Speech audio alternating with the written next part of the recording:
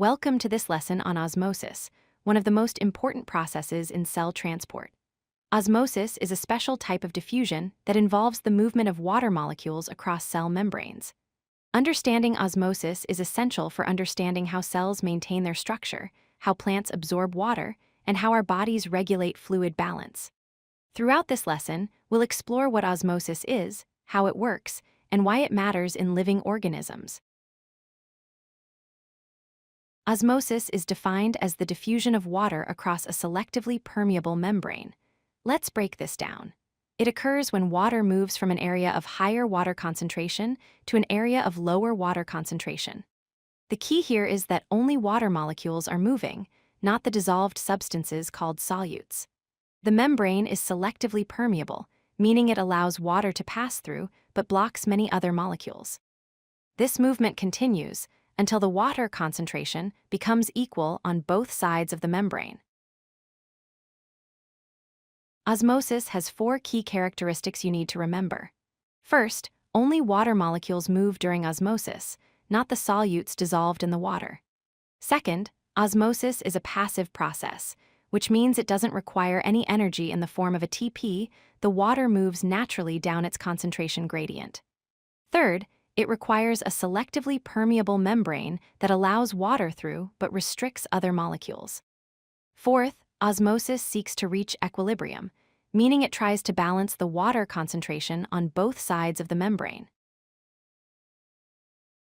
The direction of water movement in osmosis depends on the concentration of solutes on each side of the membrane.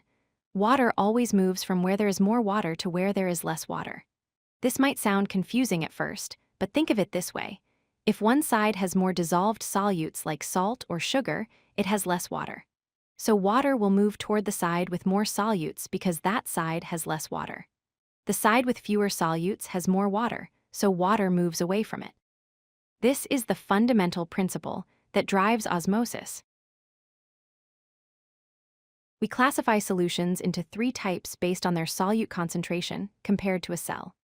A hypotonic solution has a lower solute concentration outside the cell than inside, so water enters the cell.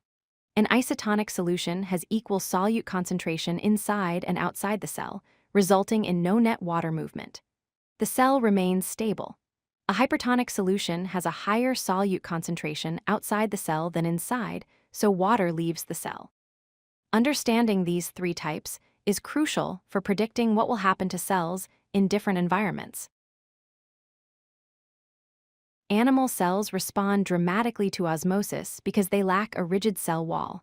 In a hypotonic solution, water rushes into the animal cell, causing it to swell like a balloon. If too much water enters, the cell can burst in a process called lysis. In a hypertonic solution, water leaves the cell, causing it to shrink and shrivel. This shriveling is called crenation. Animal cells function best in isotonic solutions where water movement is balanced, which is why hospital intravenous solutions must be carefully prepared to match the solute concentration of blood. Plant cells behave differently than animal cells during osmosis because they have a rigid cell wall surrounding the membrane. In a hypotonic solution, water enters the plant cell and it becomes turgid, meaning firm and swollen. However, the cell wall prevents the cell from bursting, which is why plants can safely absorb water. This turgor pressure actually helps keep plants upright and rigid. In a hypertonic solution, water leaves the cell and it becomes plasmolyzed. During plasmolysis, the cell membrane pulls away from the cell wall and the plant wilts. This is what happens when you forget to water your plants. Osmosis occurs constantly in everyday life and has many practical applications. Intravenous solutions used in hospitals must be isotonic to prevent damage to blood cells. In food preservation, salt or sugar is added to create a hypertonic environment that draws water out of bacteria cells, preventing their growth and keeping food fresh. Plants rely on osmosis to absorb water through their roots from the soil. Your kidneys use osmosis to regulate water balance in your blood, filtering waste while retaining necessary fluids. These examples show how osmosis is not just a concept in textbooks, but a vital process that affects health, agriculture, and food safety. If you like this video, hit that like button and don't forget to subscribe. Visit codelucky.com for more such useful content.